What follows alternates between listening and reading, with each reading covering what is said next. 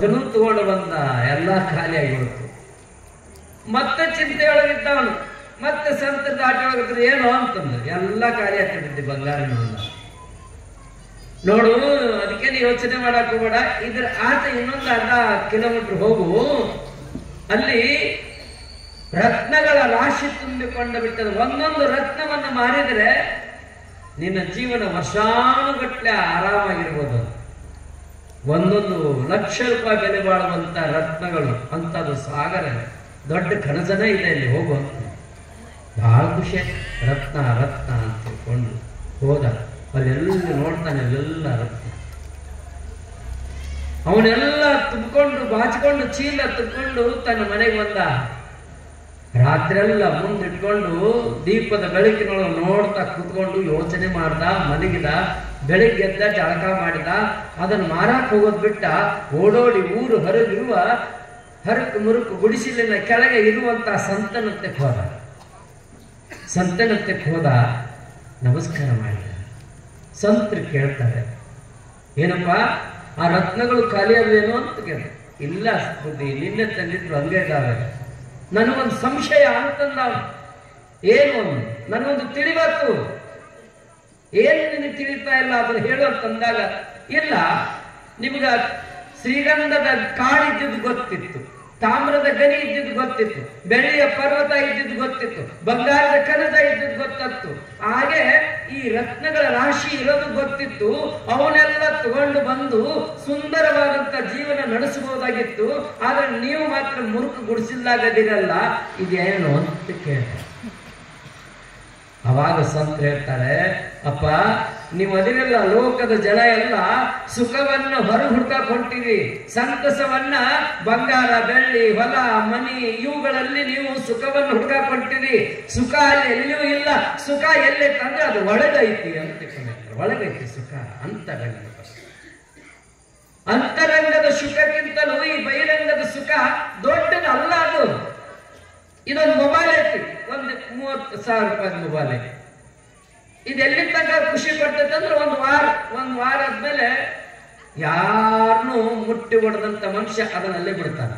ಹೊಸದಾಗಿ ತಂದಾಗ ಯಾರನ್ನು ಮುಟ್ಟಿ ಹೊಡೆದು, ಸರಿ ಮುಟ್ಬೇಡ, ಸ್ಕ್ರಾಚ್ ಬಿಡ್ತೈತಿ, ಹೊಡಿತೈತಿ, ಬಿದ್ರೆ ಪೆಟ್ ಆಗ್ತೈತಿ. ಇಷ್ಟು ಹೆಂಡತಿಗಿಂತ ಮಗನಕ್ಕಿಂತ ಕಾಳಜಿ ಮಾಡಿದಂತ ಮೊಬೈಲ್ ಒಂದು ತಿಂಗಳಾದ್ಮೇಲೆ ಅದು ಬೇಸರ ಆಗ್ತೈತಿ. ಸುಖನ ಆಯ್ತು. ಅದಕ್ಕೆ ಹೇಳ್ತಾರೆ, ಈ ದೇಹದ ಹೊರಗೆ ಇರುವ ಈ ಜಗತ್ತಿನೊಳಗೆ ಸುಖ ಇಲ್ಲ, ದುಃಖನೇ ತುಂಬಿಕೊಂಡದ. ಸುಖ ಅನ್ನೋದು ಎಲ್ಲೈತಂತಂದ್ರೆ ವಸ್ತುಗಳಲ್ಲಿ ಅಲ್ಲ, ಅದು ಪರ ವಸ್ತುವಿನಲ್ಲಿ, ಚೈತನ್ಯದಲ್ಲಿ. ಅದು ಎಲ್ಲಿರ್ತದಂದ್ರೆ ಅಂತರಂಗದಲ್ಲಿ. ಅಂತರಂಗದ ಸುಖವನ್ನು ಹುಡುಕಿ ಬಿಟ್ರೆ ನಿನ್ನಿಂದ ಸಿರಿವಂತರಿಲ್ಲ ಅಂತಕೊಂಡು ಶಾಂಗ ಹೇಳ್ತಾರೆ. ಏನಂತ ಮಾತು. ಅದಕ್ಕಾಗಿ ಸುಖವನ್ನ ಹುಡುಕ್ಬೇಕನ್ನೋರು, ಸುಖವನ್ನ ಬಯಸ್ಬೇಕನ್ನೋರು ಹೊರಗೆ ಹುಡುಕಾಕ್ ಹೋಗ್ಬೇಡ್ರಿ, ಒಳಗಡೆ ಹುಡುಕುವಂತ ಪ್ರಯತ್ನವನ್ನ ಮಾಡ್ಬೇಕಾಗ್ತದೆ. ಆ ನಿಟ್ಟಿನಲ್ಲಿ ನಮ್ಮ ಬದುಕನ್ನ ಕಟ್ಟಿಕೊಳ್ಳಬೇಕು. ಆ ನಿಟ್ಟಿನಲ್ಲಿ ನಮ್ಮ ಜೀವನವನ್ನ ಸಾರ್ಥಕ ಮಾಡಿಕೊಳ್ಳಬೇಕಾಗ್ತದೆ. ಇದಕ್ಕೆಲ್ಲಕ್ಕೂ ಕಾರಣ ಮನೆಯ ಮಾತೆ. ಮನೆಯ ಮಾತೆ ಬದಲಾಗಿದ್ಲು ಅಂದ್ರೆ ಆ ಮನೆಯ ವಾತಾವರಣವೆಲ್ಲ ಸರ್ವಾಂಗ ಸುಂದರವಾಗಿ ನಮ್ಮ ಜೀವನದೊಳಗೆ ಕಾಣಲಿಕ್ಕೆ ಸಾಧ್ಯ. ಮಾತೆ ಬದಲಾದ್ಲು, ಮನೆ ಬದಲಾಗ್ತದ. ಮನೆ ಬದಲಾದಂದ್ರೆ ಭವಿಷ್ಯ ಬದಲಾಗ್ತದ. ಭವಿಷ್ಯ ಬದಲಾಗ್ತದ, ಆ ಮನೆ ಒಳಗೆ ಬೆಳಕು ಸಮೃದ್ಧಿಯಾಗಿ ನೆಲೆ ನಿಂತುಕೊಳ್ತದೆ. ಅದಕ್ಕಾಗಿ ತಾಯಿ ಮೊದಲು ಬದಲಾಗಬೇಕು. ಒಂದು ಊರಿನೊಳಗೆ, ರಾಜಸ್ಥಾನದೊಳಗೆ, ಗುಜರಾತ್ದೊಳಗೆ ನಡೆದಿರುವಂತ ಒಂದು ಘಟನೆ. ಪಂಚಾಯತ್ ತೆಗೆಯುವಂತ ಒಬ್ಬ ಮನುಷ್ಯ ಆಯ್ತ. ಆ ಹುಡುಗರು ಕೇಳ್ಬೇಕಿದ ಕತೆ. ಎಲ್ಲ ಯುವಕರದಿರಿ, ಎಲ್ಲ ತಾಯಂದಿರು ನೀವು ಕೇಳಬೇಕು. ಆ ಪಂಚಾಯತ್ ತೆಗೆಯುವಂತ ಮನುಷ್ಯ ದಿನನಿತ್ಯ ಪಂಚಾಯತ್ ತೆಗಿಬೇಕು. ಈ ಕತೆ ನಡೆಯುವಂತ ಸಂದರ್ಭ ಪಂಚಾಯತ್ ಎಷ್ಟು ಕೊಡ್ತಿದ್ರು ಅಂದ್ರೆ, ಒಂದ್ ಪಂಚಾಯತ್ ತೆಗೆದ್ರೆ ಬಾಳ ಅಂದ್ರೆ 8 ಆನೆ ಕೊಡ್ತಿದ್ರು ಅವತ್ತಿನ ಕಾಲದಲ್ಲಿ. 8 ಆನೆ ಕೊಡುವಂತ ಕಾಲ ಪಂಚಾಯತ್. ಈಗ ಪಂಚಾಯತ್ ತೆಗೆದ್ರೆ 10 ರೂಪಾಯಿ ಕೊಡ್ತಕ್ಕಂಥ ಸೆಕೆಂಡ್ ಟ್ಯೂಬ್ ಅಲ್ಲ. ಅವಾಗ 8 ಆನೆ ಕೊಡ್ತಿದ್ರು. ಅವಾಗ ನಡೆದಿರುವಂತ ಘಟನೆ. ಪಂಚಾಯತ್ ತೆಗೆದು ಜೀವನ ಮಾಡ್ತಿದ್ದ ಅವನು. ಅವನಿಗೊಬ್ಬ ಹೆಂಡತಿ, ಒಬ್ಬ ಪುಟ್ಟ ಹುಡುಗ. 10ನೇ ಕ್ಲಾಸ್ ಪರೀಕ್ಷೆ ಬರೆದು ಮನೆಗೆ ಕುಂತಿದ್ದ. ಅವರಪ್ಪ ದಿನನಿತ್ಯ ಪಂಚಾಯತ್ ಇಟ್ಟಿದ್ದ. ಈ ಹುಡುಗ ಸಂಜೆ ಮುಂದೆ ಕಟ್ಟೆ ಮುಂದೆ ಕುತ್ಕೊಂಡು, ಕಟ್ಟೆ ಮೇಲೆ ಕುತ್ಕೊಂಡು ಬೆಳಗ್ಗೆ ಸಂಜೆ ರಿಸಲ್ಟ್ ಬಗ್ಗೆ ಯೋಚನೆ ಏನ್ ಮಾಡ್ತಿದ್ದ, ನನ್ನ ರಿಸಲ್ಟ್ ಏನಾಗ್ತದ, ಪಾಸ್ ಆಗ್ತೀನೋ ಇಲ್ಲೋ, ಚಲೋ ಮಾರ್ಕ್ಸ್ ಬೀಳ್ತಾವೋ ಇಲ್ಲೋ, ಇದನ್ನೆಲ್ಲ ಯೋಚನೆ ಮಾಡ್ಕೊಂಡು ಕೊಂಡಿರ್ತಿದ್ದ. ಬಡತನದೊಳಗೆ ಓದಿದಂತ ಹುಡುಗ ಪಂಚಾಯತ್ ತೆಗೆದು ಜೀವನದ ಜೊತೆಗೆ ಇವನು ತನ್ನ ಭವಿಷ್ಯವನ್ನು ನಿರ್ಮಾಣ ಮಾಡಿಕೊಳ್ಳುವಂತ ಕಾಲದೊಳಗ ಆ ಹುಡುಗನಿಗೆ ಬದುಕುವ ನೆಲೆಯನ್ನ ಕಲೆಯನ್ನ ತುಂಬಿದ್ದು ಅವನ ತಾಯಿ, ಆ ಹುಡುಗನ ತಾಯಿ. ಈತ ಪಂಚಾಯತ್ಗೆ ಬೇಕು. ಒಂದು ದಿವಸ ಯಾರೋ ಓಡೋಡಿ ಬಂದ್ರು, ತಮ್ಮ ಅಂದ್ರು. ಆ ಪಂಚಾಯತ್ಗೆ ಮಗನ ರಿಸಲ್ಟ್ ಬಗ್ಗೆ ನೋಡ್ತೇನೆ. ಇವತ್ತೆಲ್ಲ ಏನು ರಿಸಲ್ಟ್ ಬಂತಂದ್ರ 5 ಸೆಕೆಂಡ್ನೊಳಗ ಬೆಂಗಳೂರದೊಳಗೆ ರಿಸಲ್ಟ್ ಬಿಡುಗಡೆ ಹಾಕಿದ್ದಂಗೆ ನಿಮ್ಮ ಮೊಬೈಲ್ಗಳಿಗೆ ಬಂದ್ಬಿಡ್ತದೆ ನಿಮ್ಮ ಮಕ್ಕಳ ಭವಿಷ್ಯ. ಮಧ್ಯಾಹ್ನ ಕಾಲದ ಹಂಗಲ್ಲ. ಬೆಂಗಳೂರದಿಂದ ಬೆಳಗಾವಿ ಬರೋಕ್, ಬೆಳಗಾವಿಯಿಂದ ತಾಲೂಕ್ ಬರೋಕ್, ತಾಲೂಕಿನಿಂದ ಹಾಸ್ಪಿಟಲ್ ಬರೋಕ್, ಹಾಸ್ಪಿಟಲ್ ಮುಂದೆ ಅವ್ರ ಹೆಡ್ ಮಾಸ್ಟರ್ ತೆಗೆದು ಅಂಟಿಸಿದಾಗ ಹೋಗಿ ನೋಡ್ಬೇಕಾಕೈತಿ. ಈಗ ಹಂಗಲ್ಲ. ಸುಮ್ಮನೆ ಅಲ್ಲಿ ರಿಸಲ್ಟ್ ಅನ್ಕೊಂಡ್ರೆ ಇಲ್ಲಿ ನಿಮ್ಮದ್ರೊಳಗ ನಿಮ್ಮ ಮಕ್ಕಳದು ಕಣ್ಣ ಮುಂದೆ ನಿಂತ್ಕೊಳ್ತದೆ. ಇವತ್ತಿನ ಕಾಲ ಬದಲಾಗಿದೆ. ಆ ರಿಸಲ್ಟ್ ನೋಡುವಂತ ಹುಡುಗ ಕುಂತಿದ್ದ. ಯಾರೋ ಓಡೋಡಿ ಬಂದ್ರು, ತಮ್ಮ ಅಂದ್ರು. ಯಾಕಪ್ಪ ಅಂತಂದ. ನಿಮ್ಮಪ್ಪ ಮೂರ್ಛೆ ಹೋಗಿ ಬಿದ್ದಾನ ಅಂತ. ಹೌದಾ, ನಾನು ಅವ್ರ ಅವನ್ ಕರ್ಕೊಂಡು ಓಡಾಡಿ ಪಂಚರಂಗಡಿ ಹೋಗ್ತಾನೆ. ಅಲ್ಲಿ ಇರ್ಲಿಲ್ಲ. ಅವನ ಕರ್ಕೊಂಡು ಆಸ್ಪತ್ರೆಗೆ ಅಡ್ಮಿಟ್ ಮಾಡಿದ್ರು. ಈತ ಅವ್ರ ಅವನ್ ಕರ್ಕೊಂಡು ಒಳಗಡೆ ಹೋಗ್ತಾನ. ಮಾಸ್ಕ್ ಹಾಕಿದ್ರು, ಉಸಿರಾಟ ತೊಂದರೆಗೆ ಎಲ್ಲ ಮಾಸ್ಕ್ ಹಾಕಿದ್ರು. ಆ ಹುಡುಗ ದಿನನಿತ್ಯವನ್ನ 10ನೇ ಕ್ಲಾಸದ ಹುಡುಗ, ಬಹಳ 16 ವರ್ಷದ ಹುಡುಗ. ತಂದೆಯನ್ನು ಇಷ್ಟು ಚೆನ್ನಾಗಿ ನೋಡಿಕೊಳ್ತಿದ್ದ. ತನ್ನ ಕಣ್ಣಿನ ರೆಪ್ಪೆಯ ಕೂದಲುಗಳಂತೆ ಜೋಪಾನ ಮಾಡ್ತಿದ್ದ ಆ ತಂದೆಯನ್ನು. ಅವ್ವ ಗಂಜಿನೂ ಮಾಡಿಕೊಡ್ಬೇಕು, ಆಸ್ಪತ್ರೆಗೆ ಬಂದು ಉಣಿಸ್ಬೇಕು, ತಿನ್ನಿಸ್ಬೇಕು, ಸೇವಾ ಮಾಡ್ಬೇಕು, ಕಾಲು ಒತ್ತಬೇಕು, ಅಲ್ಲೇ ಮುಂದೆ ಕುತ್ಕೊಂಡು ನೋಡ್ತುಕೊಂತ ಕೊಡ್ಬೇಕು ಅಪ್ಪನ್ನ. ಇವತ್ತು ನಿಮ್ಮ ಮಕ್ಕಳು ನೋಡ್ತಾವೆ ನೋಡು. ಆ ಸಂಸ್ಕಾರನೇ ಇಲ್ಲ. ಅವತ್ತು ನಿಮ್ಮ ಮಕ್ಕಳಿಗೆ ನಾನು ಹೇಳ್ಬೇಕಾಗಿದೆ, ಅದನ್ನು ಕೊಡ್ಬೇಕಾಗಿದೆ ನೀವೆಲ್ಲ ನಿಮ್ಮ ಮಕ್ಕಳಿಗೆ. ಅಪ್ಪ ಏನ್ ಬೇಕಾದ್ರೆಲ್ಲ ಅವನ ಕಡೆ ಮಾಡಿಸ್ಕೊಂಡು ಹೋಗ್ತಿದ್ದ. ಇಡೀ ಆಸ್ಪತ್ರೆಯ ಸ್ಟಾಫ್ ಎಲ್ಲ, ನರ್ಸು, ಡಾಕ್ಟರ್ಸು ಈ ಹುಡುಗನ ಪ್ರೀತಿ ಮಾಡ್ತಿದ್ರು. ಯಾಕಂದ್ರೆ ಇಷ್ಟು ಹುಡುಗ ನನ್ನ ಅಪ್ಪನ ಬಗ್ಗೆ ಅಟ್ಟು ಕಾಳಜಿ ಅದಾನ, ಅಪ್ಪನ ಕಾಲು ಒತ್ತಾನ, ಅಪ್ಪನ ಬಗ್ಗೆ ಯೋಚನೆ ಮಾಡ್ತಾನ. ಅವ್ರಿಗೆ ಏನ್ ಬೇಕಾದಂತಂದು ಅವ್ವ ಕೊಟ್ಟಿದ್ ತಂದು ಓಡೋಡಿ ಬಂದು ಆಸ್ಪತ್ರೆ ಒಳಗೆ ಅಪ್ಪನ ಆ ಬಾಯಿಗಳಿಗೆ ಹಾಕ್ತಾನಲ್ಲ, ಎಷ್ಟು ಕಾಳಜಿದಾನ ಅಂತ ನೋಡ್ತಿದ್ವಿ. ಇವತ್ತು ನಮ್ಮ ಮಕ್ಕಳು ಗುಡುಗಿತವಾಗತ್ತಿನಪ್ಪ, ಒಂದಿಷ್ಟು ನೀರು ಕೊಡೋದು ನನಗೇನಾಗೋಲ್ಲ, ಹೊರಗಡೆ ಹೋಗ್ತಾವ ಕ್ರಿಕೆಟ್ ಆಡ. ಇವತ್ತು ನಮ್ಮ ಮಕ್ಕಳು ನಾವು ಕೊಟ್ಟಿವಿ ಆ ಸಂಸ್ಕಾರ. ಆ ಹುಡುಗ ಅನ್ಕೊಳ್ಳಿಲ್ಲ. ಇಡೀ ದವಾಖಾನೆಯ ಸ್ಟಾಫ್ ಎಲ್ಲ ಅವನನ್ನು ಪ್ರೀತಿಯ ಮಾಡುವ ರೀತಿಯೊಳವನ್ನು ಅಪ್ಪನ ಸೇವೆಯನ್ನು ಮಾಡ್ತಾ ಇದ್ದ. ಆ ಡಾಕ್ಟರ್ ಮೇಲೆ ಇಷ್ಟು ಪರಿಣಾಮ ಆಗಿತ್ತಲ್ಲ. ಎಂತ ಒಳ್ಳೆ ಹುಡುಗದ ನೀನು, ತಂದೆ ತಾಯಿಗಳ ಮೇಲೆ ಎಷ್ಟು ಕಾಳಜಿ ಅದಾನ, ತಂದೆ ತಾಯಿಗಳ ಮೇಲೆ ಎಷ್ಟು ಪ್ರೀತಿ ಅದಾನ ಅಂತ ತಿಳ್ಕೊಂಡು ಅವ್ರಿಗೆ ಡಾಕ್ಟರ್ಗೆ ಆಶ್ಚರ್ಯ ಆಗಿದೆ. ಡಾಕ್ಟರ್ ನೋಡ್ತಾರೆ ಪೇಷಂಟ್ನ, ಹುಡುಗನ ಪಂಚಾಯತ್ಗೆ ಅವ್ರು ನೋಡ್ತಾರೆ. 1 ವಾರ ಆಯ್ತು, 2 ವಾರ ಆಯ್ತು, ಪೇಷಂಟ್ ತೀರಿ ಸತ್ತು.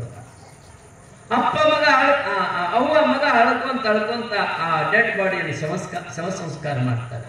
ಅಂತ್ಯ ಸಂಸ್ಕಾರವನ್ನು ಮಾಡಿ ಹೀಗಲೇ ಇರಬೇಕಾದರೆ ರಿಸಲ್ಟ್ ಬರ್ತದೆ. ಜಿಲ್ಲೆಗೆ ಪ್ರಥಮ ಶ್ರೇಣಿಯೊಳಗ ಡಿಸ್ಟಿಂಕ್ಷನ್ ಆಗಿ ಪಾಸ್ ಆಗಿದ್ದ 10ನೇ ಕ್ಲಾಸ್ಗಳು. ಯಾರು ಹುಡುಗ ಪಂಚಾಯತ್ಗೆ ಹುಡುಗ. ನಿಮ್ಮ ಅಪ್ಪಗಳು ಪಂಚಾಯತ್ಗೆ ಇರ್ತಾರೋ, ನಿಮಗೆ ಯಾಕೆ ಓದಕ್ಕಾಗೋದಿಲ್ಲ, ನಿಮಗೆ ಯಾಕೆ ಬರೆಯಕ್ಕಾಗೋದಿಲ್ಲ? ಒಬ್ಬ ಪಂಚಾಯತ್ಗೆ ಅವನ ಮಗ ಜಿಲ್ಲೆಗೆ ಪ್ರಥಮ ಶ್ರೇಣಿಯೊಳಗೆ ಪಾಸ್ ಆದ. ಅವ್ರವ್ವ ಕಂದ ಏನಾಯ್ತು ನಿನ್ನ ರಿಸಲ್ಟ್? ಪ್ರಥಮ ಶ್ರೇಣಿಯೊಳಗೆ ಪಾಸ್ ಆಗಿದ್ದೀನವ್ವ, ಮತ್ ಮುಂದೆ ನಾನು ಸಾಲಿ ಕಲಿತಿಲ್ಲ. ಯಾಕೆ ಅಂತ ಕೇಳಿದ್ಲವ್ವ. ನಾನು ಏನಾದರೂ ಸೈನ್ಸ್ PUC ಹಚ್ಚಬೇಕಂದ್ರೆ ಬಹಳಷ್ಟು ದುಡ್ಡು ಕೊಡ್ಬೇಕು, ಕಾಲೇಜಿಗೆ ಫೀಸ್ ಕೊಡ್ಬೇಕು. ಫೀಸ್ ಕೊಡವಂತ ಅಪ್ಪನೇ ಇಲ್ಲ ಅಂದ್ರೆ ನಾನು ಸಾಲಿ ಕಲಿಕೆ ಹೋಗಿ ಅಂತ ಕೇಳ್ತೀನಿ. ಅವ್ರವ್ವ ಅಂತಾರೆ, ಅಪ್ಪ ಇಲ್ಲದಿದ್ರೆ ಏನಾಯ್ತು, ಪಂಚಾಯತ್ ತೆಗೆದು ಕಲಿತೀನಿ, ಹವಾ ಹಾಕೋದು ಕಲಿತೀನಿ, ದುಡಿದುಕೊಂಡು ಬಂದು ನಿನಗೆ ಫೀಸ್ ಕಟ್ಟಕ್ಕೆ ರೊಕ್ಕ ಕೊಡ್ತೀನಿ, ನೀನು ಹೋಗು ಅಂತ ಹೇಳ್ತಾಳೆ ಅವ್ವ. ಅವನ ಕಾಳಜಿ ಅಂತ, ಅವನ ಪ್ರೀತಿ ಎಷ್ಟು ದೊಡ್ಡದು ಅನ್ನೋದು ನಾವೆಲ್ಲ ನೋಡ್ಬೇಕಾಗ್ತದೆ. ನಾನು ದುಡಿತೀನಿ ಕಂದ, ನೀನು ಓದು ಅಂತ ತಿಳ್ಕೊಂಡು ಹೇಳ್ತಾಳೆ. ಏನು ಆ ಮಗುವಿನ ಮೇಲೆ ಪ್ರೀತಿ ಅಂತ, ಅದು ಓದಿಸುವ ಆ ತವಕೆ ಅಂತ, ಅದು ಕಲಿಸಬೇಕೆಂಬ ಬಯಕೆ ಅವಳಲ್ಲಿ ಎಷ್ಟು ಅನನ್ಯವಾಗಿ ತುಂಬಿಕೊಂಡದ್ದು ಅನ್ನೋದು ನಾವೆಲ್ಲ ಯೋಚನೆಯನ್ನು ಮಾಡ್ಬೇಕಾಗ್ತದೆ. ಕಂದ, ನೀನೇನ್ ಚಿಂತೆ ಮಾಡಕ್ ಹೋಗ್ಬೇಡ, ಪಂಚರ್ ತೆಗಿಯಕ್ ಕಲಿತೀನಿ, ಹವಾ ಹಾಕಕ್ ಕಲಿತೀನಿ, ಪಂಚರ್ ತೆಗೆದು ದುಡ್ಡು ತಗೊಂಡ್ಬರ್ತೀನಿ, ನೀನು ಕಲಿಬೇಕು ಅಂತ. ಹೀಗನೆ ಮಾತನಾಡ್ತಿರ್ಬೇಕಾದ್ರೆ ಅವ್ರ ಮನೆ ಮುಂದೆ ಒಂದು ಕಾರ್ ಬಂದು ನಿಲ್ತದೆ. ಕಾರ್ ಬಂದು ನಿಲ್ತದೆ, ಗ್ಲಾಸ್ ಸೇರಿಸ್ತಾನೆ. ಹುಡುಗ ಬಾಗಿಲು ನಿಂತಿದ್ದ. ಹೇ ತಮ್ಮ ಬಾಯಿಲ. ಈ ಹುಡುಗ ಓಡೋಡಿ ಕಾರ್ ಅಂತ ಹೋಗ್ತಾರೆ. ರಿಸಲ್ಟ್ ಏನಾಯ್ತು ಅಂತ ಕೇಳಿದ್ರು ಆ ಕಾರ್ ಒಳಗಿರೋ. ಸರ್, ಜಿಲ್ಲೆಗೆ ಪ್ರಥಮ ಶ್ರೇಣಿಯೊಳಗೆ ಬಂದೀನಿ ಅಂತ. ಹೌದಾ, ಮತ್ತೆ PUC ಅಡ್ಮಿಷನ್ ಮಾಡಿಸಿ ಏನು ಅಂತ. ಇಲ್ಲ ಸರ್. ಯಾಕೆ ಹೋಗ್ತದ? ಫೀಸ್ ಕಟ್ಟುವಂತ ನಮ್ಮ ಅಪ್ಪನೇ ತೀರಿ ಹೋದ್ಮೇಲೆ ನಾನು ಏನ್ ಮಾಡ್ಲಿ ಸರ್? ಫೀಸ್ ಎಷ್ಟ್ಬೇಕು, ಎಷ್ಟಾಗ್ತದ ಅಂದವ್ರೆ ಕೇಳಿ ಅವ್ನು ಎಷ್ಟು ಹೇಳಿ ಅಷ್ಟು ತೆಗೆದು ದುಡ್ಡು ಕೊಡ್ತಾರೆ. ಹುಡುಗ ಚೆನ್ನಾಗಿ ಕಲಿತಾನ ಅಂತಂದ್ರೆ ಇಡೀ ಊರಿನ ಜನ ಎಲ್ಲ ಸಹಾಯ ಮಾಡ್ತಾರೆ. ಬಡವ ಬಲ್ಲಿದ ಇದ್ರೆ ಅದನ್ನು ಬಿಟ್ಕೊಂಡು ಮೊಬೈಲ್ ತಗೊಂಡು ಓನ್ ಎಲ್ಲ ಸುತ್ತಾಗಿದ್ರೆ ಯಾರು ಹೆಲ್ಪ್ ಮಾಡೋದಿಲ್ಲ, ಯಾರು ನೆರವಾಗುದಿಲ್ಲ, ಯಾರು ಸಹಾಯ ಆಗುದಿಲ್ಲ. ನೀನು ಓದ್ತಾ ಇದೆಯಾ ಅನ್ನೋದು ಊರಿನ ಜನಕ್ಕೆ ಕನ್ಫರ್ಮ್ ಆಯ್ತು ಅಂದ್ರೆ, ಮನದಟ್ಟಾಯ್ತು ಅಂದ್ರೆ ಏನೆಲ್ಲವನ್ನ ಪಟ್ಟು ಓದಲಿಕ್ಕೆ ಪ್ರೇರಣೆಯನ್ನು ಮಾಡ್ತಾರೆ ಊರಿನ ಹಿರಿಯರು. ಆತ ಬಂದ, ಎಷ್ಟು ಫೀಸ್ ಅಂದ, ಇಷ್ಟಂದ ಕೊಟ್ಟ. ಯಾರವರು ಫೀಸ್ ಕೊಟ್ಟವರು? ಮತ್ತಾರು ಅಲ್ಲ, ಆಸ್ಪತ್ರೆಯೊಳಗ ಇವನ ವಿನಮ್ರತೆಯನ್ನು ನೋಡಿ, ತಂದೆ ತಾಯಿಗಳನ್ನ ಸೇವೆಯನ್ನ ಮಾಡುವುದನ್ನು ನೋಡಿದಂತ ಡಾಕ್ಟರ್ ಅವರು ಕೊಟ್ಟು ಅಡ್ಮಿಷನ್ ಮಾಡಿದ. ಓದಿದ. First year second year science ಒಳಗೆ ರ್ಯಾಂಕ್ ಸ್ಟೇಟ್ಗೆ, ಗುಜರಾತ್ದೊಳಗೆ ಸ್ಟೇಟ್ಗೆ ರ್ಯಾಂಕ್ ಬಂದಾರ. ಪ್ರಥಮ ಶ್ರೇಣಿ ಒಳಗೆ ಪಾಸ್. ಪೇಪರ್ ತುಂಬಾ ಅವರ ವಿಷಯ. ಅವರವ್ವ ಅವ್ರಿಗೆ ಎಷ್ಟು ಖುಷಿ ಆಗಿರ್ಬೇಡ. ಪ್ರಥಮ ಶ್ರೇಣಿಯೊಳಗ ಪ್ರಥಮ ರ್ಯಾಂಕ್ದೊಳಗೆ ಪಾಸ್ ಆಗಿದ್ದ. ಇಂಜಿನಿಯರಿಂಗ್ ಹೋಗ್ಬೇಕಂತ ಹೋಗ್ತಾನೆ. ಫ್ರೀ ಸೀಟ್ ಸಿಗ್ತದೆ, ಪುಕ್ಕಟೆ ಸೀಟ್ ಸಿಗ್ತದ, ಫ್ರೀ ಸೀಟ್ ಸಿಗ್ತದ ಇಂಜಿನಿಯರಿಂಗ್ ಓದಕ್ಕೆ.